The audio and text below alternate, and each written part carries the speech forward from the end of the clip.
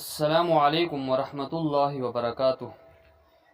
یہ 4 چیزیں کرو، پھر آپ کو لوگوں کی پرواہ نہیں بلکہ اپنی پرواہ ہوگی، کیونکہ زیادہ تر لوگ جو ہیں اپنی زندگی اپنی مرضی سے نہیں بلکہ لوگوں کی سوچ، رائے اور پسند کے مطابق گزار رہے ہوتے ہیں، اس لیے وہ ہمیشہ دباؤ، خوف اور موازنہ میں پھنسے رہتے ہیں۔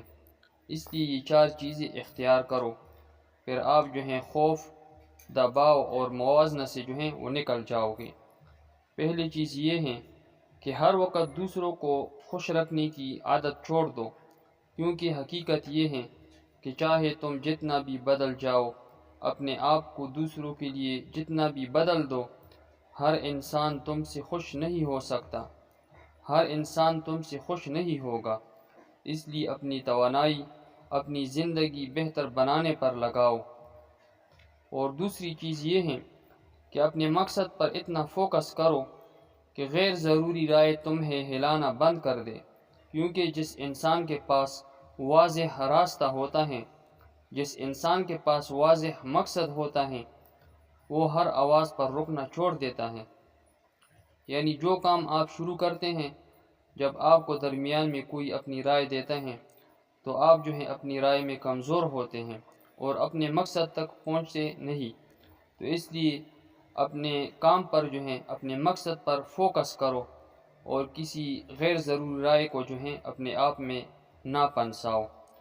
تیسری چیز یہ ہے کہ اپنی کمائی، اپنی ترقی اور منصوبے ہر کسی کو بتانا بند کر دو، کیونکہ خاموش ترقی انسان کو ذہنی سکون بھی دیتی ہے اور غیر ضروری نظر سے بھی بچاتی ہے۔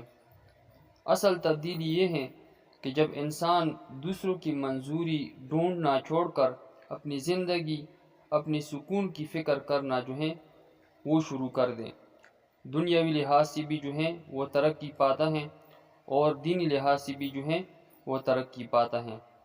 جب آپ اپنی ترقی کا کسی کو بتاتے ہیں تو آپ کے ساتھ حسد کرنے لگتا ہے اور آپ کو جو ہے نقصان پہنچانے کی کوشش کرتا ہے۔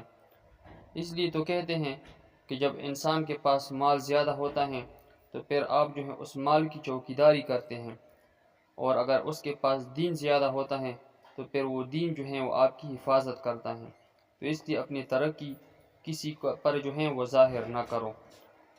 چوتھی اور سب سے طاقتور چیز یہ ہے کہ روزانہ اپنے آپ کو بہتر بنانے پر وقت لگاؤ، دنیاوی لحاظ سے بھی اپنے آپ کو بہتر بناؤ اور دینی لحاظ سے بھی اپنے آپ کو بہتر بناؤ، کیونکہ جب انسان اندر سے مضبوط ہونا شروع ہوتا ہے تو آہستہ آہستہ اس سے لوگوں کی رائے سے زیادہ اپنی حقیقت اہم لگنے لگتی ہے۔